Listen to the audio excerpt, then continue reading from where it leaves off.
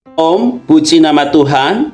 Pada saat ini kita akan belajar firman Tuhan yang terambil dalam kitab Filipi pasal 4 ayat 8. Jadi akhirnya saudara-saudara, semua yang benar, semua yang mulia, semua yang adil, semua yang suci, semua yang manis, semua yang sedap didengar, semua yang disebut kebajikan dan patut dipuji, pikirkanlah semuanya itu.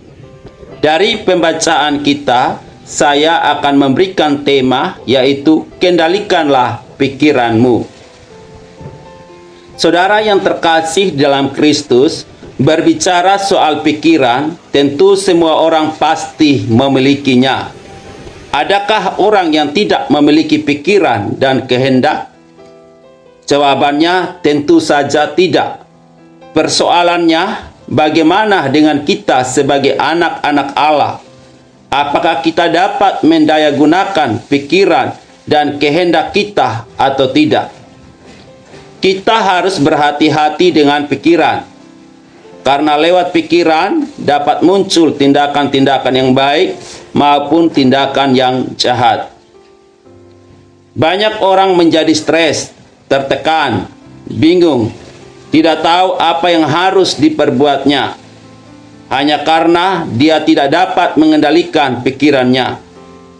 Banyak orang yang terjerumus dalam pergaulan bebas, mabuk-mabukan, narkoba, hanya karena ingin memuaskan pikirannya. Tanpa disadari, iblis telah meracuni pikiran dan kehendak manusia dengan pikiran yang negatif. Alangkah baiknya bila kita selalu memikirkan hal-hal yang baik saja, karena itu adalah yang dikehendaki Allah. Firman Tuhan hari ini mengajarkan kepada kita untuk, yang pertama, selalu memikirkan perkara-perkara yang positif.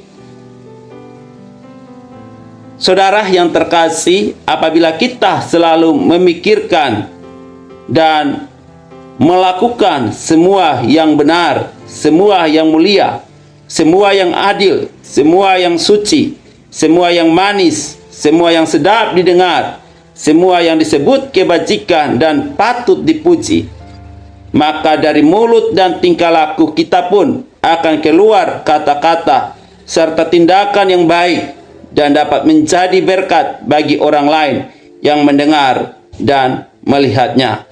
Sebab itu, mari hindari pikiran dan percakapan negatif yang merusak. Mari kita untuk memusatkan pikiran kita pada hal-hal yang positif, bermoral, dan membangun. Dengan menjaga pikiran kita dan tetap fokus pada hal-hal yang baik, maka kita dapat menjalani kehidupan yang lebih baik dan lebih dekat dengan kehendak Tuhan. Sebab itu penting bagi kita untuk menjaga pikiran kita agar tetap bersih dan fokus pada hal-hal yang baik. Karena apa yang kita pikirkan akan mempengaruhi tindakan dan sikap kita sehari-hari. Dan yang kedua adalah mengingatkan kepada kita bahwa hidup ini adalah milik Tuhan. Rasul Paulus mengatakan bahwa hidupku bukannya aku lagi, melainkan Yesus yang tinggal atau hidup di dalam aku.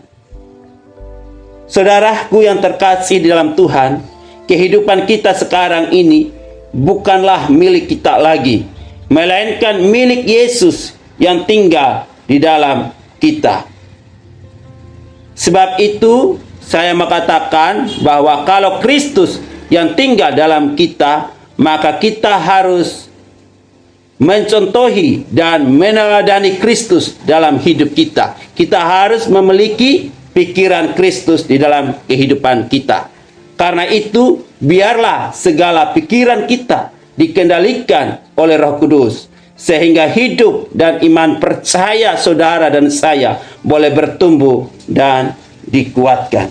Kita harus hidup sesuai dengan identitas baru kita, yaitu kita ini adalah milik Kristus, sudah menjadi ciptaan baru di dalam Kristus Yesus.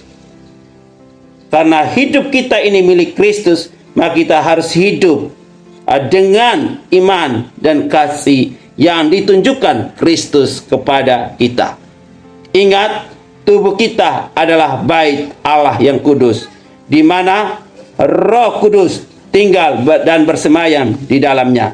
Jadi janganlah bait Allah yang kudus ini dicemari dengan perkara-perkara yang najis di hadapan Allah, baik melalui pikiran kita maupun melalui perbuatan kita. Akhir khotbah ini saya mau katakan, jadikanlah hidup ini lebih berarti lagi bagi Yesus, yaitu dengan selalu memiliki pikiran yang positif dan hidup seturut dengan kehendak Allah. Kiranya firman Tuhan ini boleh memberkati dan menguatkan saudara. Tuhan Yesus memberkati. Amin.